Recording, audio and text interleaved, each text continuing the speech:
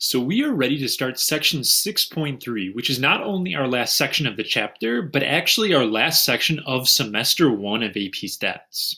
And in the first two sections of chapter 6, what we've basically done is learned what a random variable is and learned how to manipulate random variables when you try to combine them together and stuff like that.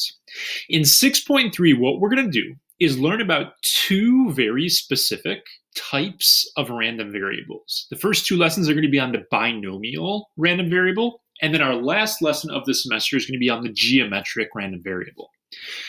So, random variables in general, there are like hundreds and hundreds of random variables out there, each following a different distribution. This is the Wikipedia page just on probability distributions in general. And you can see like how far this goes just with all these different options out here.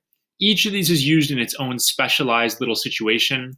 Me, with all the math I've been through, I've used probably like 15 of these or somewhere in there. In AP Stats, we're probably going to learn how to do 5 of them altogether. So I like the way that AP Stats handles random variables because what they do is they pick a couple that are really useful and have specific ties into the probability stuff we've been doing, and we practice just getting good at those couple of options rather than trying to learn a bunch that we barely ever use and just fly through. So anyway, the first of, and probably the most important random variable that we're going to learn about is called a binomial random variable. And let's go ahead and jump in with what a binomial random variable actually is. So a binomial random variable is going to be a random variable that helps us with probability questions. It tackles specific kinds of probability questions, as you'll see as we get into our examples here. But what it actually does is it counts the number of successes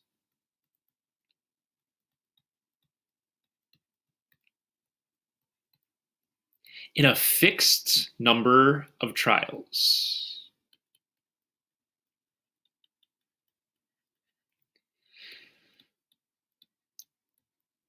So when I talk about a number of successes, success doesn't have to be like a positive thing necessarily. It's just whatever you're looking for in the first place. So you're trying to count how many times you get what you're looking for out of a set number of trials. So you kind of go into the problem saying, I'm going to do 10 trials. I want to see how many times I'm successful. I want to do 50 trials. I want to see how many times I'm successful. And what success is just totally depends on whatever you want to measure the probability of. I could be standing on the side of a road looking for red cars. And if I find a red car, that's a success. Any other kind of car is a failure. So it's all about what you're looking for in the problem. And in order to know and be able to handle a binomial distribution, you have to know two what are called parameters. If you aren't familiar with this term parameters here, basically what it's talking about is just inputs. You have to be able to know two things in order to do a binomial distribution. You need to know p, little p, which is going to be the probability of success. So how likely is it that I find a red car or whatever I'm trying to measure? And you need to know little n, which is the number of trials. So n is the number of trials. So you're basically going to establish a random variable, x, y, whatever. And what it's going to do is it's going to, as I wrote up here, count the number of successes in a fixed number of trials. So I'm going to go stand outside by the nearest big road, and I'm going to look at how many red cars come by out of the next 50 cars. How many successes could I have? So what are the possible values of a binomial random variable? How many successes could there be? Well, the smallest number of successes is 0. I didn't see a single red car in all 50 cars that I looked at there. I could have seen 1 red car, or I could see 2, or I can see 3. And the maximum number I could actually see is whatever my number of trials is. So if it was 50 trials, 50 cars, it would go up to 50. I'm just going to put up to n because I can establish that to be whatever I want.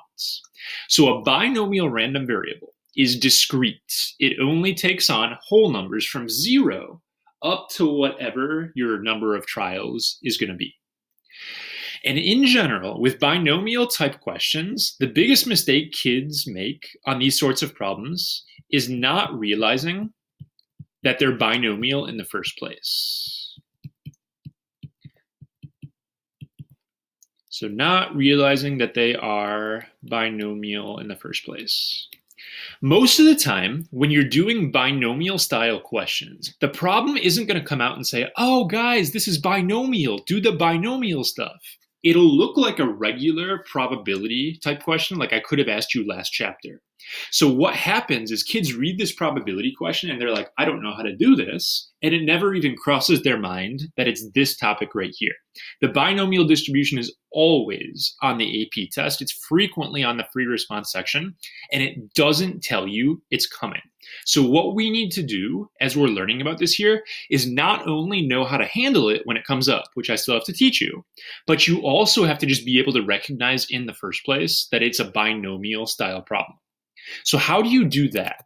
There are actually 4 characteristics that you need to verify before you can decide that, oh, this is a binomial problem. And conveniently enough, there's a little acronym here you can use, BINS, for a binomial problem, BINS. So let's talk about these 4 characteristics that you have to have. The B stands for binary. So binary, if you don't already know, means there are 2 options. It is or it isn't. Okay, so you can take a problem and break it down into just 2 possibilities. With my car example from earlier, that would be considered binary if I look at it as red car or not red car. Red car would be success. Failure would be literally any other kind of car. So you have to be able to break it into 2 possibilities. So binary, it can be broken into success, which is getting what you want, and failure, which is not getting what you want. The next thing you need to kind of be able to figure out, if I ask you what starts with I, we've talked about in this class, I'm hoping that many of you can tell me already what I is going to be. It is going to be independence. So what do I mean by independence? Basically, remember that one trial doesn't give us any sort of information about the one to follow or the ones to follow. So hopefully, if I go out to my road, I'm not in the middle of a red car parade or something like that, where basically the fact that I see one red car makes it more likely that the next driver is also going to have a red car. So you need to know that the one trial doesn't influence or tell anything about another. One trial gives no info about another. That also takes into account sampling without replacements. So if I have a little bag of marbles right here with 10 of them in there and I take one out and don't put it back, that wouldn't be independent either. So you need to have it where you're doing with replacements if it's a picking style problem, or there's another kind of workaround that we'll learn later on in this section. N stands for the fixed number of trials, or the number of trials is fixed. So you have to know going in, I am looking at 50 cars. I am looking at 20, 1,000, whatever. But you have to decide before the problem starts how many you're going to be looking at. You can't decide as you go. And S is the biggest stretch out of the little acronym right here, but to make it fit, S stands for the same probability of success. So that can mean 2 things. Sometimes kids get this one confused with independence. So for example, if I pick a little bag of marbles right here and I pick one out and I throw it away, I've changed the probability of success for the next marble. I've also kind of violated independence. So sometimes kids have trouble seeing where does this and where are those 2 different?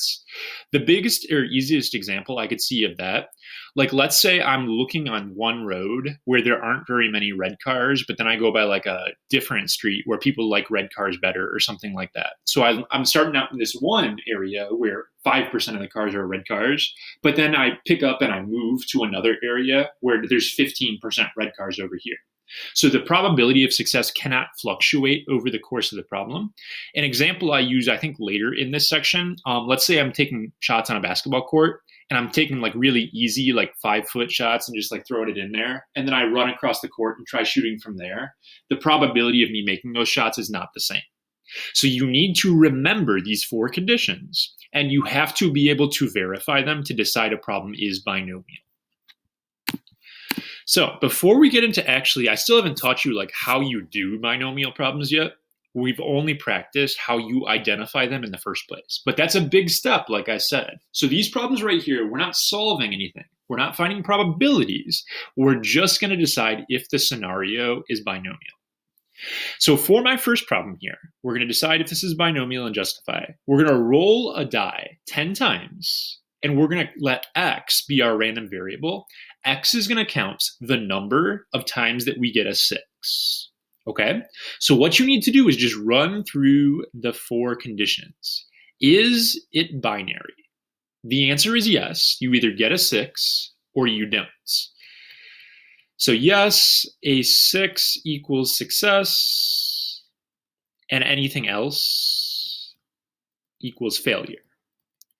So yeah, that we can be binary. Independence, yes, one roll tells nothing about the next. So that's good. Then comes n. Is there a fixed number of trials? Yes. So fixed number. Yes, they say going into the problem that little n equals 10. They're going to roll 10 die. And then the last one is the same probability. And the answer is yes. The variable we use for probability of success is little p. And little p in this problem, if we're trying to roll a 6, there's a 1 out of 6 chance that we get that. So this is binomial for our first problem here. You run through your 4 conditions, and then you see if each one of them applies. So go ahead and take a look at that next one and try to run through that same thing yourself. I'm not going to write out the entire thing like I did for the first one here to save a tiny bit of time, but I am going to show at least check marks for these.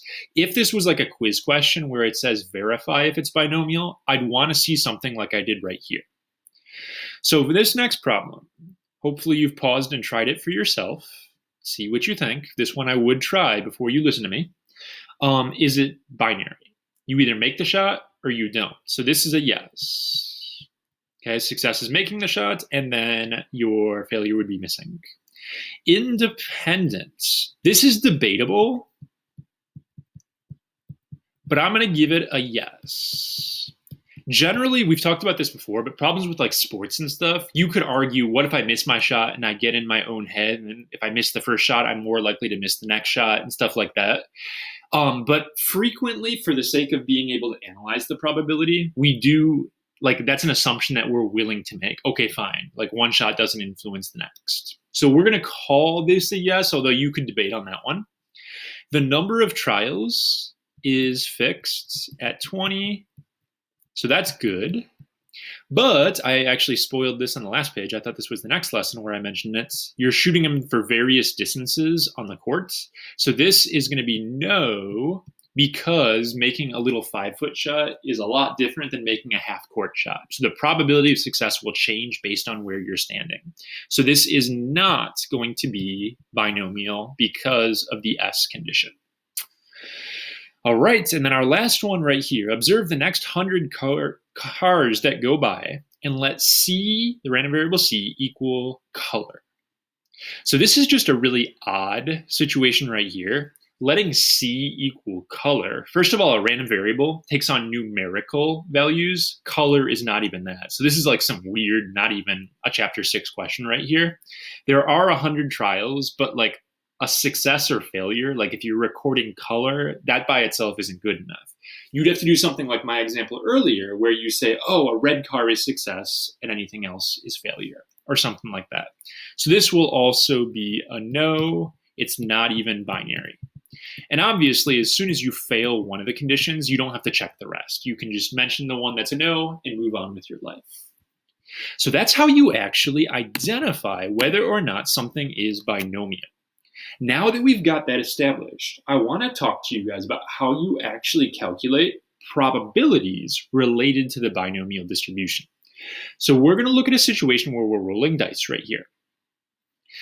And just like we did before, we're setting up a variable x to verify or to count the number of sixes that we roll out of 4 rolls, okay? So we already verified on the last page that it is binomial. We did this very problem, except there were 10 rolls then, I think. But so I don't have to sit there and check, because I've done it. But if this was a new problem, you would want to run through the list and say, okay, is it binary? Is it independent, et cetera, et cetera. So we've established that it's binomial. There are 4 trials, and the probability of success is 1 out of 6. This first question right here says, what is the probability that x equals 0? Remember, x counts successes if it's binomial. It's going to be the number of sixes that we get in 4 rolls. So this is a fancy way of saying, what's the probability that all 4 rolls are not sixes? Because we have 0 successes. This is actually a question that you could have answered in chapter 5 without using the binomial distribution at all. So think about how you could answer this question. Find the probability that if you roll 4 of them, none of them are sixes. Okay? So the way that you would actually do this, you would need the first one to not be a 6. That's a 5 out of 6 chance. You would need the second one to not be a 6, and the third one, and the fourth one. So you would need all 4 die to not be sixes right here. And if you actually calculate that possibility, that'd be 5, 6 to the 4th power. That's like a 0.482. So if you roll 4 dice, there's about a 48% chance none of them are going to be the number 6. Okay, so that is pretty okay. I would hope that's just chapter 5 stuff with probability. You multiply the probability for each one. Okay, so no fancy, crazy binomial stuff for that, just good old probability calculations. Let's move on to the next one, same setup here, but now I want to find the probability of getting 1 6. Okay, that means I have 1 6, 1 success, and the other 3 have to not be sixes. Because if I had another 6, then I would actually have 2 successes. So if you think about the possibilities here, I would need one of my dice to be a 6. The probability of that is a 6. And I would need to have 3 more dice, because there are 4 altogether, that are not sixes. So 5, 6, 3 times would be not 6 and not 6 and not 6. And then I would have to have a 6 right here, so I have this going on. Now, there's one more thing I have to worry about with regards to this problem right here that didn't come up on the last one. If I'm going to get 1 success, it depends, because there's more than one way that could actually happen. This is the probability of getting a 6 and getting 3 not sixes, but it doesn't take into account the fact that it can happen in different ways. It could be that I get my 6 right away, and then I get my 3 not sixes then. Or it could be that I get my second one to be the 6, or I could have it where my third one is a 6, or I could have it where my last one is the 6. So actually, this scenario can happen 4 different ways. So to get my total probability right there, I have to multiply by a 4 to account for these 4 different possibilities. I wrote out all the options for how I could get my 1 6. So this is how I would actually calculate my answer here. And then I just turn to my calculator. 4 times the 6th times 5 sixths to the 3rd power. And that's going to be about a 38.9% chance, 0.389. Why didn't I talk about this on the last problem? The one I just did. I totally disregarded this extra 4 thing going on right here when I did my first page. In the first page, though, I had no successes at all. When I look at how many ways that can happen, I have to fail, fail, fail, fail. There's the only one way I can even write that in the first place. So on my last problem, technically, I should have had a 1 out front of my 5 6 to the 4th. But as you all know, doing a 1 there doesn't change anything. But for this one, there were multiple ways it could occur. We had to multiply by those possibilities. Okay, so let's see if you guys can figure out the next one yourself. Try to pause me and try to figure out the probability that exactly 2 of your rolls are going to be 6s. So to set this one up, I would need to look. If I need 2 6s, I'm going to have a sixth twice. 1/6 times 1/6. That means I would also have 2 rows that are not 6s. So I have 2 for the 5 out of 6, and I have 2 for the 1 out of 6. But then I have to write down possibilities again. So this time I need to figure out how many ways there are to have 2 successes. I could have them both right away. Or I could have this. It's always good to be systematic about how you do it so you don't miss options here. Could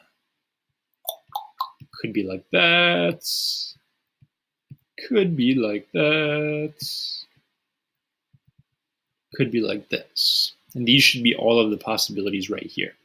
So it turns out when you have to fit 2 S's into that pattern, there's actually 6 different ways that it could happen. So what I would need to do for this probability is I would need to multiply it times 6. And if I set that one up right here, type that in a calculator, it's going to equal about 0.115 or 116 if you rounds. And then let's do 3. Again, pause me, try it out. By now, hopefully you're sort of catching on to the pattern right here. I would need 3 of them to be 6s, which means there'd only be 1 that's not a 6. And then the number of ways I could have 3 successes is basically just figuring out where to put my failure right here. It's going to end up being the same thing as 1 success, because instead of moving the S around, we're moving the F around here. There are 4 ways to do that.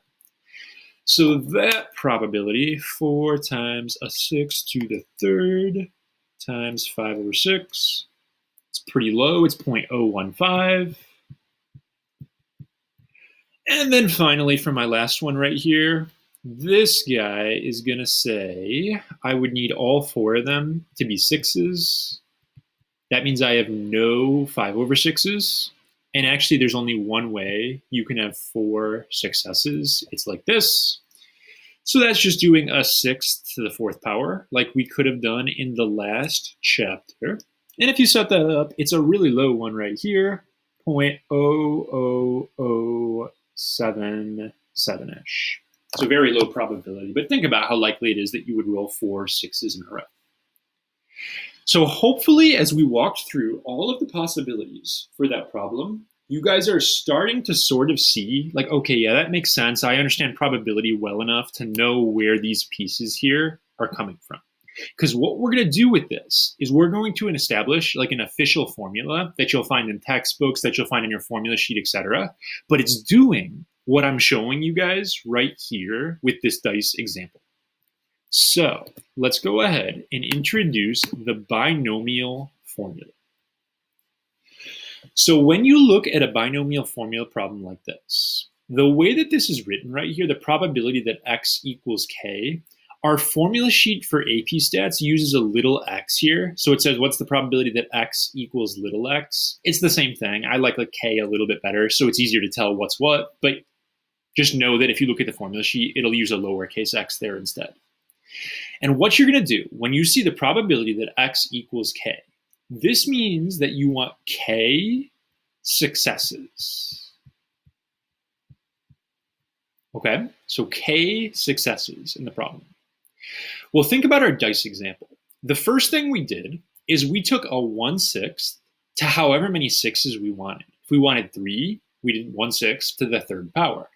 Well, we don't know in this problem what our probability is. This is just a general formula. But the variable we use for the probability of success is going to be little p. Okay? So remember that p is the probability of success. So like in the dice problem, p would be a 1/6. And we take that success probability, 1/6 or whatever, and we raise it to the 3rd power if we want 3 successes, 4th if we want 4 successes. If we're doing k successes, we would raise our probability of success to the k power. So then what we did is after the 1/6 part right here, we did a 5/6. That 5/6 was the probability of a failure. It was everything else. Well, if p is success, 1 minus p is going to be failures. And then the exponent right here. If we were doing 4 trials like in our dice problem and I had 3 successes, I would have 1 failure. If I'm doing 10 trials and I have 8 successes, I would have 2 failures. So what you do to get the number of failures is you take your trials, which is n, and you subtract out your number of successes. And if you do that, that'll get you the number of failures. So remember, n is going to be the number of number of trials that you're doing. So we've got the success part, we've got the failure part. The only thing I haven't done is like when I wrote out those S, S, S, F, and all those where I counted out the options here, like this stuff, I need to do something with that. And with our nice small dice example, it wasn't that hard to just write out the options. But when you have a problem with more trials going on, like if there were 10 or 20, think about how many different SF combos there are if you have lots of trials. So there's a mathematical tool called a combination that we're going to use to figure out the number of possibilities possible. You do not have to fully understand what a combination is. Sometimes I get to it in Algebra 2. I don't think I did this past year, but you might have seen it from me. You see it in pre-calc. It comes up elsewhere in math. And in AP Stats, they don't need you to understand what a combination is. It's beyond the scope of the class. So I'm not going to get into how it works with factorials and stuff like that. All you need to know is there's going to be a symbol in the front of this formula that goes like this. It's like a skinny, tall parenthesis right here. This parenthesis is called a combination. It's not a fraction. There's no fraction bar here or anything like this. There's just a symbol. You will also see this written sometimes as n choose k like this. So it's just weird notation right here. But basically what a combination does is it counts how many combos are possible for arrangements like this where you don't care about like one success is just as good as another. So you don't need to know how to handle that. I'll show you where this is on the calculator. I guess I'll do it now, but I'll also do it in an example. So when you're on your calculator, you're going to go to the math menu and then the probability tab on the far right here, there's an NCR option. You just choose this guy. And then you have to put the number first. So I'll show you how it works when we do our example in just a minute right here. But there's a button for it on the calculator where it counts up all that SF stuff for you. So that's all good. And I want to show you the formula sheet as well. There's a whole line on the first page for binomial problems. It's right here. And you can see that instead of k, they use x, but it's the same setup right there. So the binomial formula is not something you have to memorize, though hopefully you sort of understand how it works and you won't have to look at your formula sheets. So combinations, I told you already, are on the calculator. We'll talk about that. And just make sure you set up the problem correctly, define your variable, write down what you typed in the calculator, et cetera, et cetera. So let's look at an example here and you guys can see how this actually works. So we're looking at a roulette wheel here. And this roulette wheel has 18 out of 38 spaces that are black. And we're going to look at 10 spins on that wheel. They're looking for the probability that exactly 4 of the spins land on black. So when you read this problem, I want to remind you guys what I said at the beginning of this lesson. Nowhere in this problem does it say, oh guys, it's binomial, do binomial formula. It doesn't do that for you. Right now we're in the binomial lesson, so you probably, oh yeah, okay, I'm gonna do that. But later on in the class, after it's been a while since we've done this, you need to be on the lookout. If you see a probability question and you're like, I don't know how to do that, ask yourself if it's binomial. So to set things off right here, what I'm gonna do is quickly verify my conditions just to make sure. So this problem is binary. Success is black. Failure is anything else. Independent, yes. One spin doesn't influence the next in any way. Number of trials, n is 10. And then same probability of success. The probability of success for this problem is 18 out of 38. So we're good. It's binomial. We can use our formula to get our answer. When you set up the formula, first thing I'm going to do is establish a variable because they did not tell us what x was in this problem. X is going to be We care in this problem about the number of spins that lands on black. And they are asking us the probability that we get 4 spins to land on black, or in other words, x is 4. So, formula time. In order to actually calculate this right here, I'm going to come back for this combination guy in a second, and I'm going to take care of the other 2 parts. I need 4 successes. Success probability is 18 out of 38. So I'm going to have 4 of those. That'll give me my 4 black spins.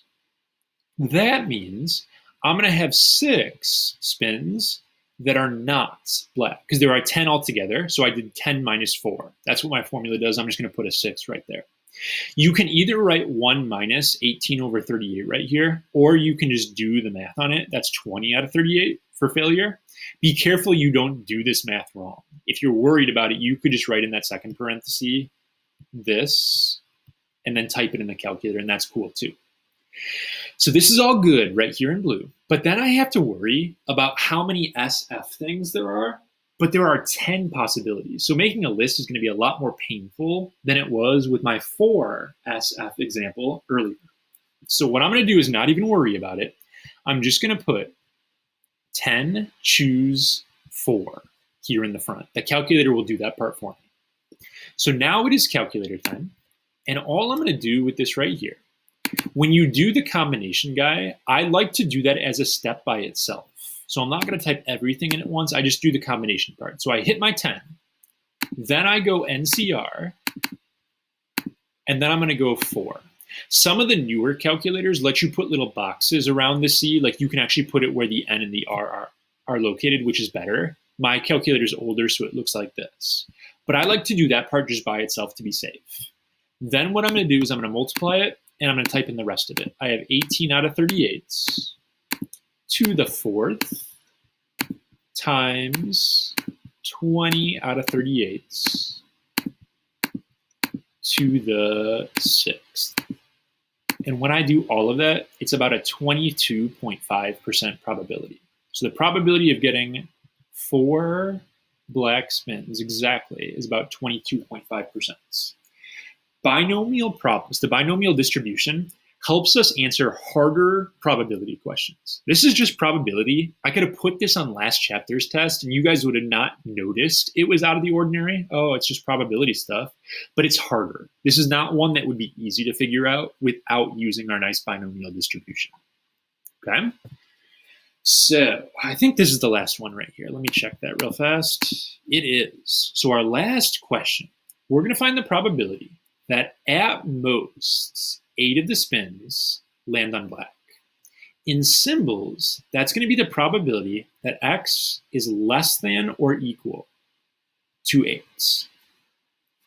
Now this is a discrete variable, so less than and less than or equal to are different. So we can't just replace that with a less. That actually matters. It's for continuous where it doesn't matter. But this probability here, not super fun to do. Because if I wanted to find at most 8, I would need to do one of these guys. I already got it covered for 4, so that's good at least. But I would need to do one of those for 0. I'd need to do one for, I'd need to do one of those for 1. I'd need to do one of those for 2, for 3, for 4, 5, 6, 7, 8, and add all of those together, which is terrible. What you should do instead is figure out the ones that you don't want. Less than or equal to 8 is going to be everything but 9 and 10. So it's going to be way easier just to find these 2 guys. And after you do that, to go ahead and just do a 1 minus on it. In class, I'd split this up so half of you do one, half of you do the other. I'm going to pause this video to cut a few minutes off and then just pop the answers up there for you guys using this same setup. But please pause it now yourself and try at least one of these. Try to do 9 yourself to make sure you actually understand it. But I'll come back with the answer in just a sec. All right, so to recap what I did right here, I wanted to find just 9 and 10. I have both of those written out in the bottom right here.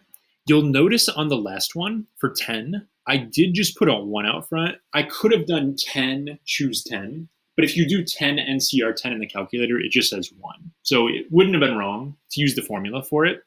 But I just knew there was one way you can have all 10 successes. So that was cool. You get your two little pieces right here and add those together. And then you do a 1 minus. So there's like a 99% chance that at most 8 of your spins will land on black. In the next lesson, we're going to do some more practice and learn a few shortcuts that we can use for the binomial distribution.